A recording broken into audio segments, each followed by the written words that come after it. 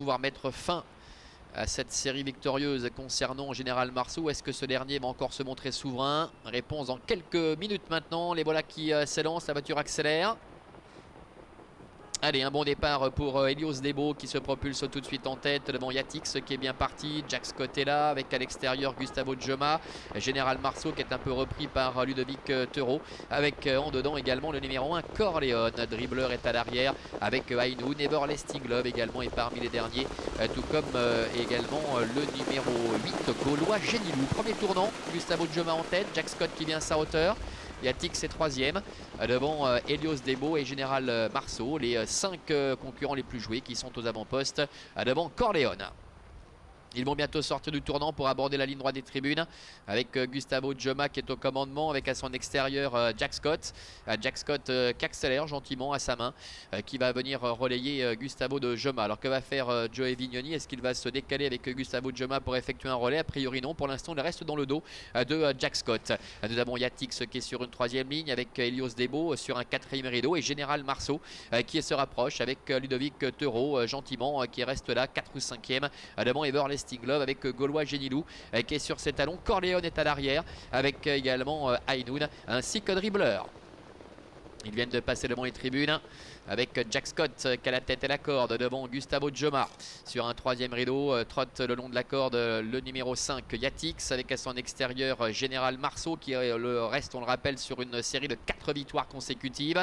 Everlasting Love, Helios Debo qui est dans la boîte, est un petit peu plus loin devant encore Gaulois Génilou avec Everlasting Love qui est toujours dans le dos de Général Marceau alors que Corleone est tenté pénultième, l'avant-dernière place pour le numéro 9 Ainoun et Dribbler ferme la marge. Voilà Gaulois Génilou qui se décale avec Sandra Monnier qui essaie de passer l'offensive en 3e épaisseur.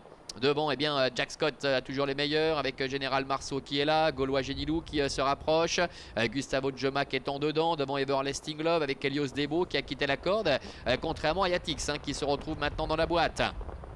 Bout de la ligne d'en face avec Gaulois Génilou qui est venu couvrir le numéro 2 Général Marceau, venant ainsi à la hauteur de l'animateur Jack Scott. Gustavo Joma est 4e à la corde, devant encore Yatix.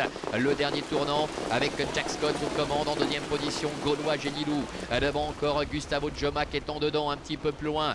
Trotte Général Marceau devant Yatix qui ne peut pas s'exprimer. Victor Nunez de Oliveira qui est piégé sur une 3e ligne côté corde, le favori. Helios Debo est plus loin dans le sillage d'Everlasting Love. Entrée de la dernière ligne droite avec Jack Scott, Adrien Berger qui est le meilleur, Gaulois Génilou qui tente de s'accrocher, Gustavo Joma qui est là et voilà Général Marceau qui est lancé alors que Yatix n'a pas encore l'ouverture et tente de se décaler maintenant avec Helios Debo qui est à l'extérieur. Général Marceau qui sprint avec Yatix, avec à l'extérieur Helios Debo et Jack Scott qui se défend bien néanmoins côté corde.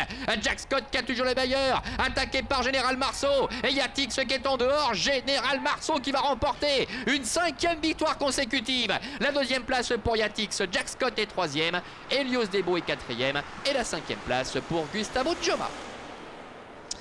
Il est incroyable ce Général Marceau, il remporte une 5e victoire consécutive, on ne connaît pas ses limites. Yatix qui a mis du temps avant de pouvoir s'exprimer doit se contenter de la 2e place. Jack Scott s'est montré accrocheur en dedans et termine 3e, le numéro 6. Helios Debo qui effectue une belle ligne droite termine 4e, le numéro 4 et la 5e place pour le numéro 7. Gustavo de Joma, 2, 5, 6, 4 et 7 pour l'arrivée de cette compétition avec Jack Scott qui était en tête, qui a subi les remarquables fin de course de Général Marceau et de Yatix. C'est Général Marceau qui a pu s'exprimer le premier, contrairement à Yatix. C'est peut-être ce qui fait cet ordre d'arrivée. Et puis Helios Debo à l'extérieur qui a bien terminé mais qui n'a pas eu le temps d'aller chercher à Jack Scott pour l'obtention de la 3e place. Ludovic Tereau qui s'impose ici pour l'entraînement de Raphaël Fresneau.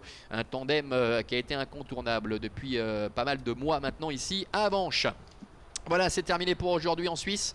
Prochain rendez-vous, je vous l'ai dit, 10h40 pour le départ de la première. Ce sera vendredi prochain, le 10 novembre. Bonne fin de semaine à toutes et à tous et bon week-end.